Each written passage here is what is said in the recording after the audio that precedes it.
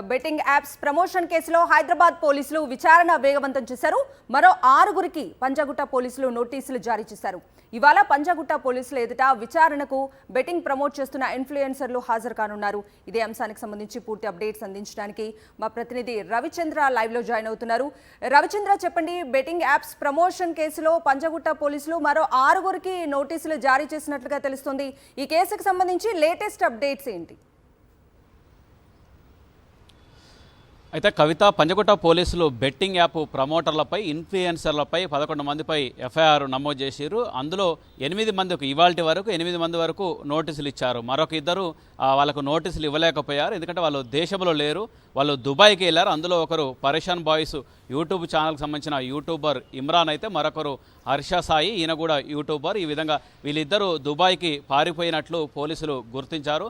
మిగతా 8 మందికి నోటీసులు ఇచ్చారు. అందులో విష్ణుప్రియ కావచ్చు, టేస్టీ తేజ కావచ్చు, రీతు చౌదరి, సుప్రీత, అజయ్, సన్నీ, సుధీర్, కానిస్టేబుల్ కిరణ్ గౌడ్, ఈ 8 మందికి నోటీసులు ఇచ్చారు. ఇందులో ఇప్పటి వరకు 8 మందికి నోటీసులు ఇచ్చినప్పటికీ ఇప్పటి వరకు పంజగుట్ట పోలీసులకు వాళ్ళు వచ్చి స్టేట్మెంట్ ఇచ్చింది మాత్రం కేవలం 2 అని చెప్పుకోవచ్చు. అందులో టేస్టీ తేజ ఒకరైతే, కానిస్టేబుల్ కిరణ్ గౌడ్ చెప్పుకోవచ్చు. ఈయన అబ్బిపేటకు సంబంధించిన పోలీస్ స్టేషన్లో పనిచేస్తున్నారు.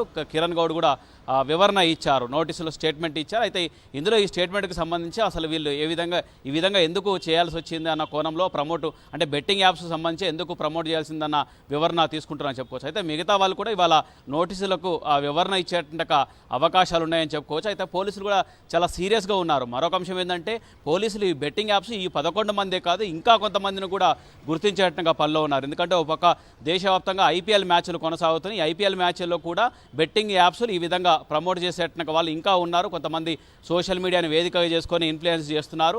అలాంటి ఇన్ఫ్లుయెన్సర్లు అలాంటి ప్రభావితంగా చేసేటట్టుగా పనిచేసేటట్టుగా వాళ్ళని కూడా గుర్తించేటట్టుగా పనిలో ఉన్నారు. వీళ్ళు ఏంటంటే ముందుగా లింకులు పంపిస్తుంటారు, వాళ్ళకి సంబంధించిన సోషల్ మీడియా ప్లాట్ఫామ్లలో లింకులు పంపిస్తుంటారు. ఆ లింకులు ఓపెన్ చేసేసి ఈ విధంగా బెట్టింగ్లకు పాల్పడుతుంటారు. కొంతమంది అమాయకులు, నిరుద్యోగులు, విద్యార్థులు వీళ్ళంతా బెట్టింగ్లకు పాల్పడుతుంటారు. అలాంటి వాళ్ళు మోసపోతున్నారు. కొంతమంది వేలు, కొంతమంది లక్షలు, కొంతమంది కోట్లు ఈ విధంగా నష్టపోతున్నారు. అంతేకాకుండా ఈ ప్రమోటర్లు కావచ్చు, అంతే దాంతోపాటు యాప్లు నిర్వహిస్తున్నట్టుగా నిర్వాహకులు కావచ్చు కోట్లు సంపాదిస్తున్నారు. ఈ విధంగా దీంతో ఒక సామాజికంగా చాలా నష్టపోతున్నారని చెప్పుకోవచ్చు. సమాజంలో ఇది ఒక చీడగా గుర్తించారు పోలీసులు. దీని మీద చాలా సీరియస్గా ఉన్నారని చెప్పుకోవచ్చు.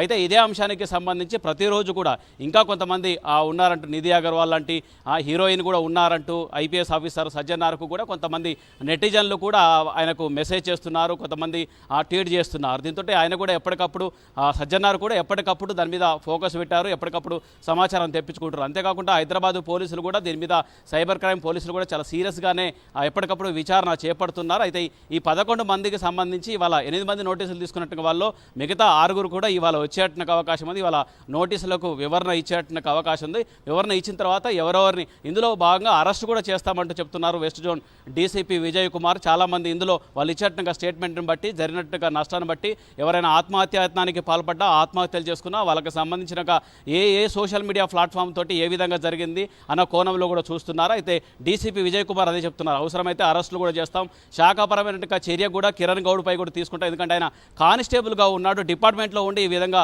ఇలాంటి ప్రమోట్ చేయడం అనేది సరైంది కాదని చెప్తున్నారు.